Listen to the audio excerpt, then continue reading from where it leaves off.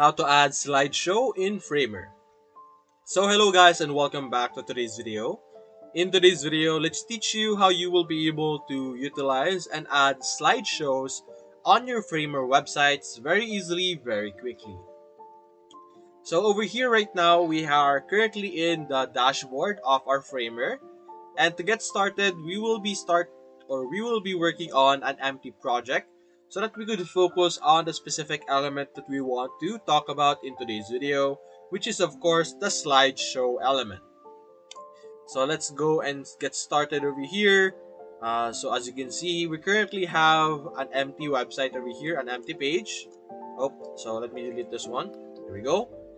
And in Framer, actually they have a lot of tools, a lot of very helpful templates that would benefit or help a lot of users, especially for building their website, because Framer offers a lot of templates that are typically contents or sections that you would typically find on a website. And instead of building it manually, so if you guys are familiar with uh, Figma, wherein you can manually build things. In Framer, there are templates that you could use instead, which is going to be very helpful for us. So for us, let's go and click on the insert button over here on the top left. And this is where you will be able to find the different templates that I was talking about. There's all kinds of things over here that would allow you to be able to put your necessary content or section of a website. So for our slideshow, you will be able to find it under interactive over here. In the interactive, you have the local selector, cookie banners, ticker, and slideshow over here. The ticker is a very similar to slideshow, but we have a slideshow template over here as well. So let me drag and drop it into our website over here, and let's do and show you guys the ticker as well later on, as you can see. So the ticker is like a sticker, I guess. So it could work similarly, but let me undo this for now.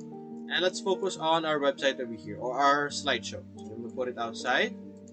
So it provides us with very simple instructions.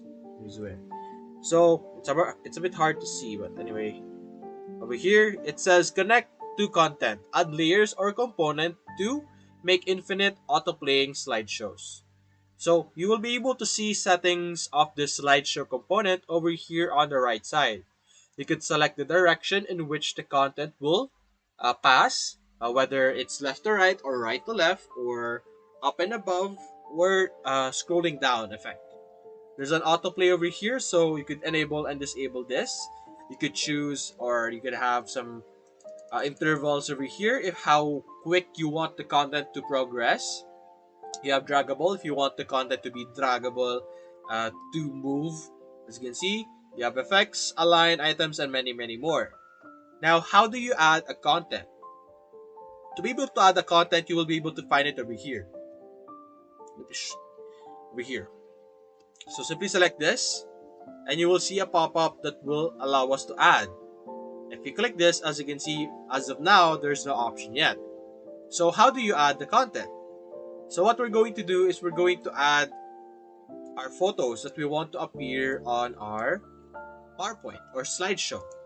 So let me upload a picture of a cat, another picture over here, and let's download one more picture for us to be able to utilize it for our slideshow. So let me use a picture of a dog over here, maybe this pug over here. There we go. This photo over here is a bit too big, so let me make it smaller. There we go. Just put it on top, and I have this one over here. So let's wait for it to upload, and there we go. We have our photo of a pug. So we have 3 total photos over here. So we will be using these 3 photos. So let's simply select our slideshow, click on content, and we now have all our photos available over here for us to choose from. Simply select that, and as you can see, our dog is appearing here. Let's add another one. We have Kelly. Another one. We have this one. So we have 3 photos attached. You can even see the lines on which photos are currently being utilized in the slideshow. You could also rearrange how the photos are going to be displayed. So if you want the cat to be the first picture to appear, you can modify it as well, just like that. And we could now put it into our website. As you can see, we could play around with the transitions over here. You could do ease, you could do instant, you could do spring. It depends on your preference. You could check it out over here. This is the preview on how the effect would occur over here. There we go. Then we have a spring, as you can see. So I think the ease would be better. We have clipping over here. We have fade. As you can see, there will be a fade effect over here. There's a fade effect, as you can see. Then you could increase the width of the fade or have it that. We could do some overflow where you could see on the right side some parts of the cat, as you can see. It's like an overflowing effect, but let's hide that. Over here we have dots as well if you have or if you want. As you can see, there's dots that going to appear here. If you want the inset or like the height of this dot, I don't know if you guys could see it, this one. You could modify the position. You could adjust the gap of the dots. Let's put it back to normal. You could add padding. You know, your typical website stuff. You could disable that. You could show it if you want. You could increase the radius or like lessen it. It's more on the background anyway, the backdrop. So we could change the background to red, white, or whatever color you prefer. As you can see, depends on your preference. And you have your intervals, draggable, current, effects over here, uh, visible. So what else can we change here? Let's change the position of this element that we have over here into relative or rather fixed. So we could put it in the middle and be able to easily demonstrate it. So let's now click on publish, click on update, and then click on our URL link so we could review it or view it. Give it a few seconds. And there we go. We have our photos, and as you can see, it's doing a very quick transition. I did select a very short transition time. So as you can see, it's very fast. So we could click the buttons. We could choose the icons over here at the bottom, like the dots, or you could just leave it be and let it play out on its own.